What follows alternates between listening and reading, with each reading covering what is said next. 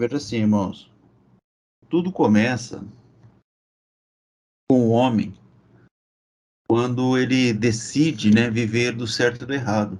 Tudo começa lá. E quando ele decide viver do certo e do errado, o do bem e do mal, o que acontece? O homem, ele, de alguma forma, na sua consciência, ele se afasta de Deus.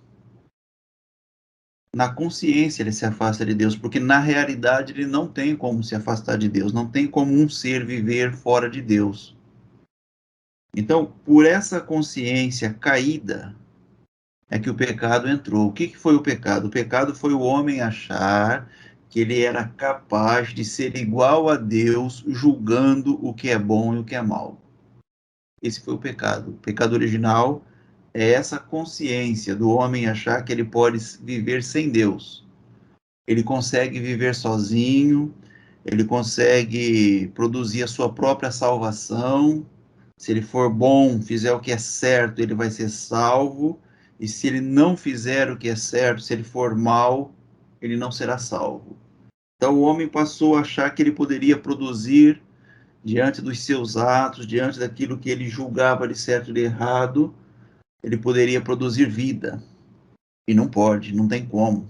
Isso é uma falta que a separação, o sair da unidade com Deus, pelo entendimento, pela consciência, trouxe as tragédias que nós vemos relatadas na Bíblia.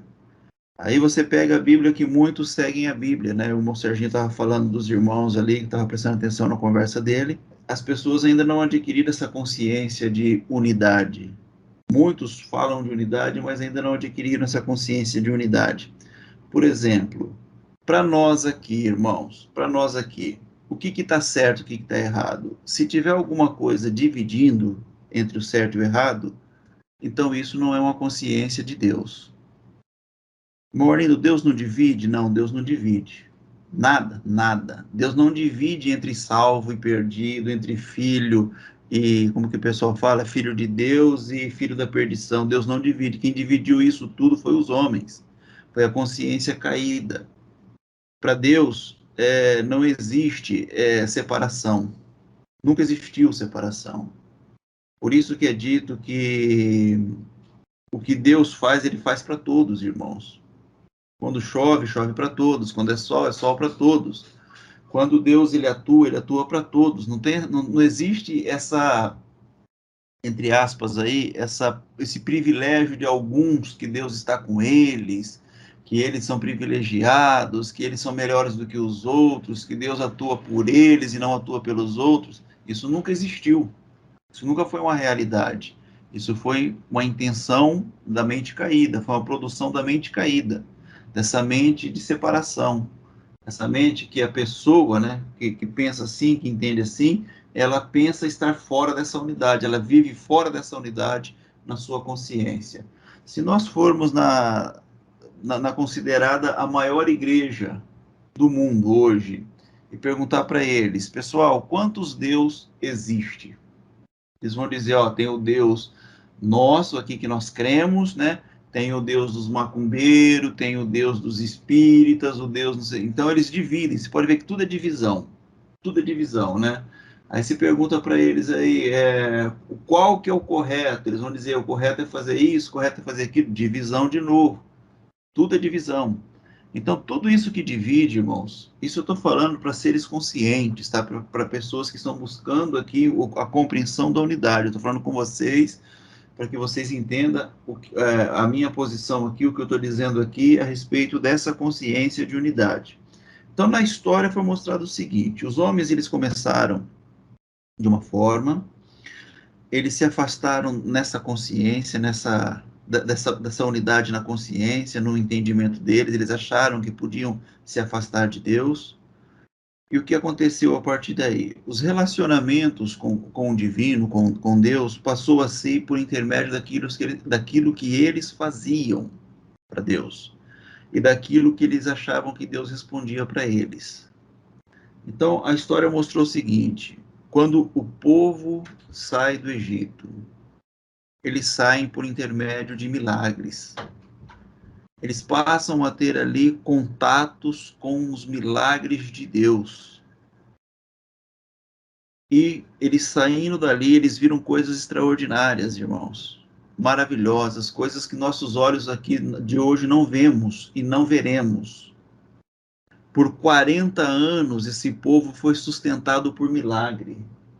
Esse povo foi sustentado e viveu por milagre. O que o milagre fez por eles? 40 anos vivendo milagre. O milagre transformou alguém? Não, não transformou ninguém. Milagre de Deus na vida de uma pessoa não transforma a vida da pessoa. Ela traz para a pessoa uma experiência com o poder.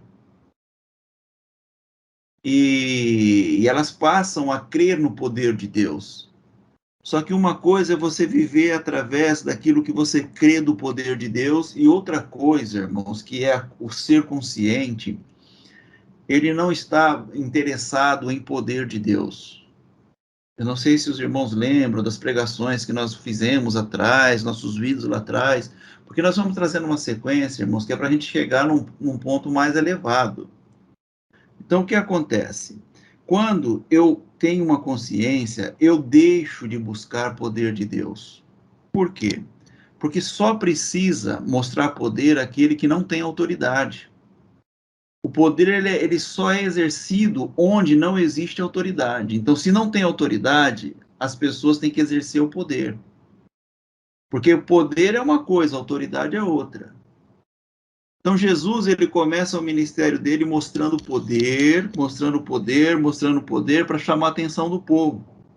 Mas a pregação de Jesus era para mostrar a autoridade, não era para mostrar o poder. Então, as pessoas se relacionam com Deus muito por meio do poder de Deus. Então, eles querem milagres, eles querem sinais, é isso que eles querem. Esses sinais miraculosos, não os sinais da autoridade de Deus. Isso aqui as pessoas não buscam. Eles não se interessam pelos sinais da autoridade de Deus. Que os irmãos entendam bem o que eu estou dizendo para vocês. Então, se eu preciso fazer alguma coisa e eu tenho autoridade sobre aquilo ali, eu não preciso de poder para fazer, irmãos. Só a autoridade é o suficiente. A autoridade é muito maior do que o poder. Só que a humanidade, eles decidiram conviver, né, e se relacionar com Deus por intermédio do poder.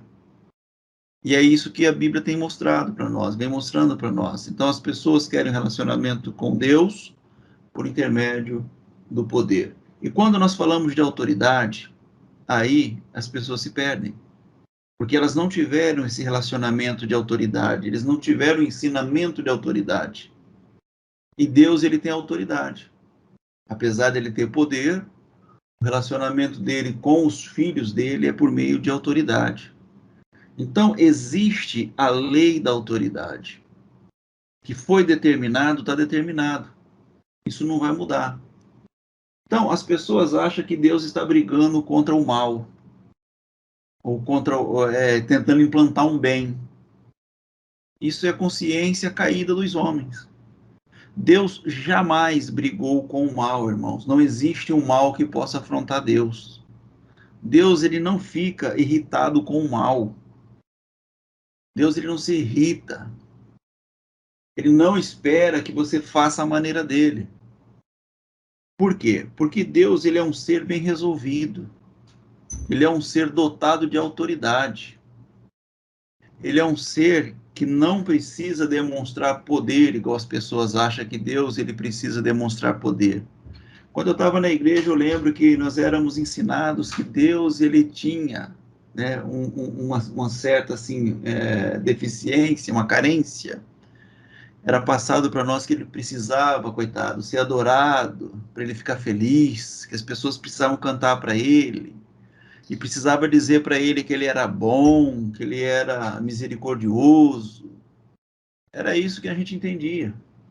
Então nós fazíamos orações para massagear o ego de Deus, como se Deus não fosse bem resolvido, que ele tivesse uma crise ali de identidade, que ele tinha problemas talvez de identidade, não sabia quem ele era, então os filhos precisavam ficar confirmando para ele: pai, o senhor é bom, o senhor é magnífico, é extraordinário. Então, isso foi acontecendo. Por quê? Convivência com o poder de Deus, ensinamentos sobre o poder de Deus. Isso não nos fez conscientes da autoridade de Deus.